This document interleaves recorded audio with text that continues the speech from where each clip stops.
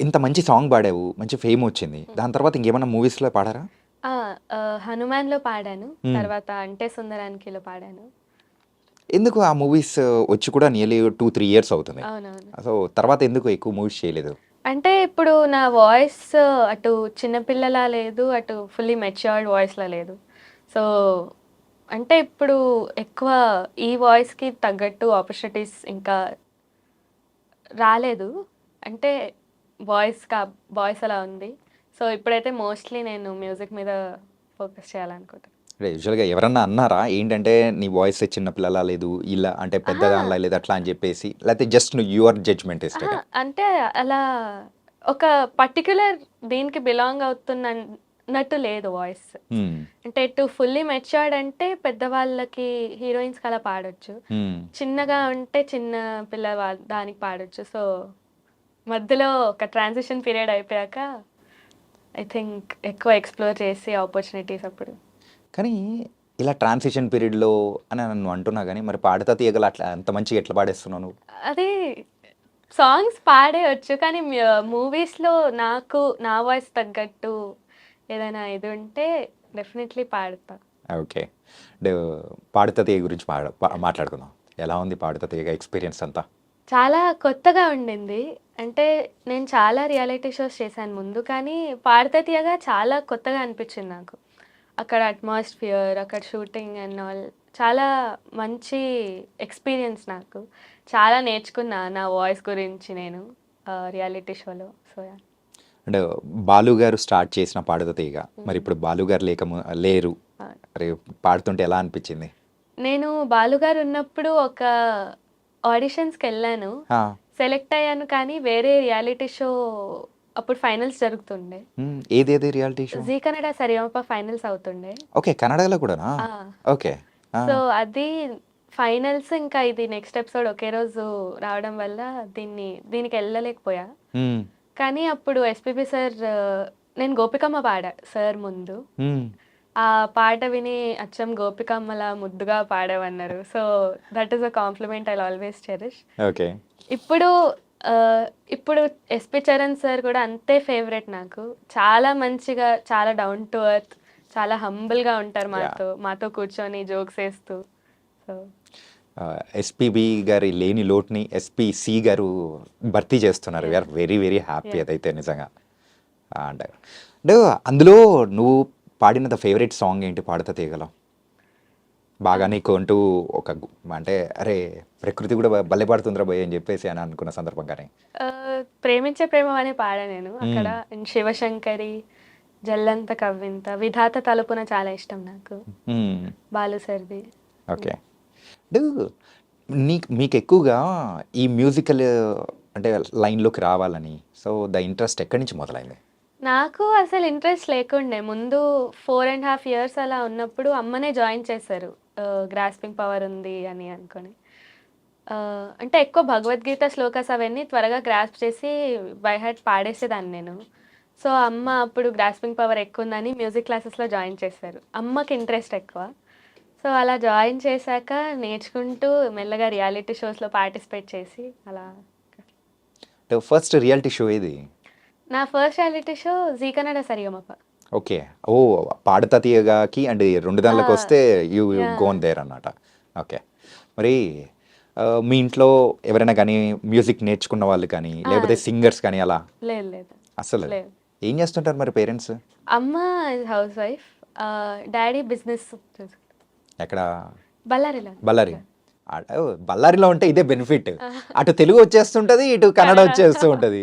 2 స్టేట్స్‌ని బాగా కవర్ చేస్తున్నాం మధ్యలో ఉండి. ఓకే. అంటే ఇప్పుడు నీకు కన్నడ పాటలు పాడడం బా ఇష్టమా? లేతే తెలుగా? అలా అనేం లేదు. 2 హ్మ్. ఇష్టమే. హ్మ్. ఓకే. అంతేనా? అంతే. అంటే 2 ఈక్వల్లీ ఇంపార్టెంట్ అండ్ ఇష్టం నాకు. హ్మ్. అలా కానీ ఎక్కువ తెలుగు ఇండస్ట్రీలోనే ఉన్నా నేను మోస్ట్‌లీ. హ్మ్. ఫస్ట్‌లో ఒక 2 ఇయర్స్ కన్నడ రియాలిటీ షోస్‌లో అలా పార్టిసిపేట్ చేశాను.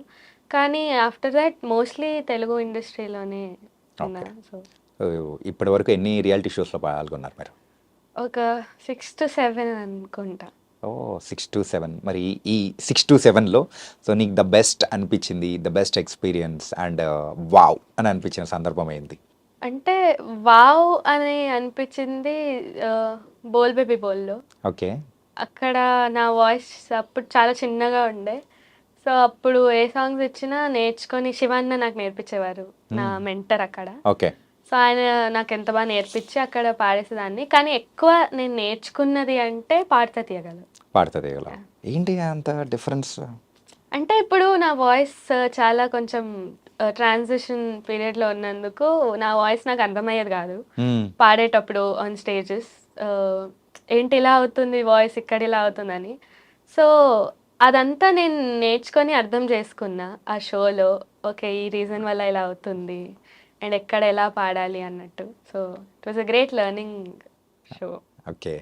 ఇన్ని రియాలిటీ షోస్‌లో పాల్గొన్నావు. బోల్డ్ ఎంతమంది కాంపిటీటర్స్. కాకపోతే ఒక కాంపిటీటర్ అనేటప్పటికి నీకు అరే I have to beat them సింగింగే. Okay. I have to beat them. So వాళ్ళకంటే ఇంకా మంచిగా పాడాలి అని చెప్పేసి యూజువల్గా దట్ స్పోర్టివ్ స్పిరిట్ అనేది మనకు ఇన్బిల్ట్గా వచ్చేస్తుంటుంది ఎవరికైనా కానీ. నీకు అలా అనిపించిన సందర్భం ఏదైనా? నాకు అంటే మేము అక్కడ వెళ్ళక ముందు అలానే ఉంటది స్పోర్టివ్ స్పిరిట్ అండ్ ఆల్. కానీ అక్కడికి వెళ్ళాక ఒక ఫ్యామిలీ లాగా అయిపోతాం. ఒకరినొకరు కాంపిటీటర్స్ లాగా చూసుకోం అసలు. ఒక మంచి ఫ్యామిలీ లాగా. ఇప్పుడు పాడతా తీయగల కూడా I made great friends. So competitors లాగా అయితే ఏం చూసుకోము. అంటే మీ పేరెంట్స్కి బాగా నచ్చిన సాంగ్ ఏంటి నువ్వు పాడే దానిలలో? ఎప్పుడు మీ నాన్న కానీ మీ మమ్మీ కానీ అరే నాన్న బుజ్జికన్నా ఇది పాడరా అని చెప్పేసి అని అంటుంటారు కదా. మా నాన్న అమ్మ కానీ అలా అడగడం ఏమి ఉండదు. బికాజ్ పొద్దున్న లేయంగానే బయటకు వచ్చి ఏదో ఒక పాట పాడుతూ ఉంటా, తిరుగుతూ పాడుతూ ఉంటా. సో వాళ్ళకి స్పెషల్గా అలా రిక్వెస్ట్ ఏమి ఉండవు. ఏదో ఒకటి పాడుతూ ఉంటదిలే అమ్మాయి అన్నట్టు ఉంటుంది. అడక్క ముందే అన్ని ఇచ్చేస్తున్నట్టు ఉంది మీ దగ్గర నుంచి అయితే అసలు. ఓకే. మరి బ్రదర్ సిస్టర్? అన్నయ్య ఉన్నారు. ఇంజనీరింగ్ అయిపోయింది. డాడీ బిజినెస్ చూసుకుంటారు. ఓకే. నువ్వు కూడా ఇంజనీర్ అయిపోయి ఉంటావేమో లే సింగింగ్లోకి రాకుండా ఉంటే. లేలే నాకు తెలిసి తీసుకునేదాన్ని కాదు. ఎంపీసీ బైపీసీ అసలు ఇంట్రెస్ట్ లేదు. ముందు ఉండేది కానీ ఇప్పుడు లేదు.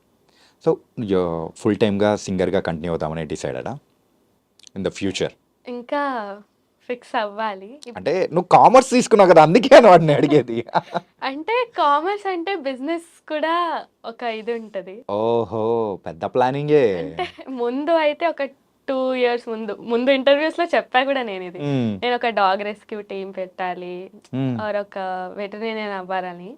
సో అప్పుడు బైపీసీ తీసుకోవాలని ఉండే. కానీ మ్యూజిక్ తో అవ్వదని కామర్స్ తీసుకున్నా. కానీ కామర్స్ తీసుకున్నాక కామర్స్ మీద ఎక్కువ ఇంట్రెస్ట్ వచ్చి బైపీసీ అంతగా నచ్చట్లే.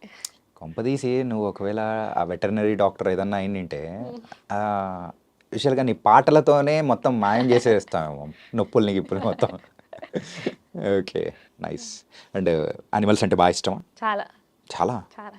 ఏ యానిమల్స్? డాగ్స్ అంటే అన్ని యానిమల్స్ ఇష్టం. అంటే అట్లా అని కాక్రోచెస్ అవన్నీ అని కాదు. అది ఇన్సెక్ట్స్. అంటే యూజువల్ గా అంటూ ఉంటారు యానిమల్స్ అంటే అవి కూడా ఇష్టం ఉండాలని. కానీ నార్మల్ ఇంట్లో పెంచుకునేవి చాలా ఎక్కువ ప్రేమ. ఇంతకు ఏ డాగ్ అంటే బాగా ఇష్టం ఉందా? ఇంతకు ఉంది. సోఫియా అని ఒకటి ఉంది. సోఫీ? యా. ఓ పొమేరియన్. వా మంచిగా దాన్ని మొత్తం అసలు ఫుల్ టు అంటే బాగా ఆడేస్తూ ఉంటాను. అది వచ్చినాకనే స్ట్రీట్ డాగ్స్ గురించి కూడా తెలిసి వాటికి కూడా ఫుడ్ పెట్టడం అలా మెల్లగా డాగ్స్ నుండి యానిమల్స్ అలా ఇష్టం అవ్వడం. Okay nice. ఓన్లీ సాంగ్సే కాదనమాట నీలో ఒక జంతు ప్రేమికురాలు కూడా ఉంది. ఓకే.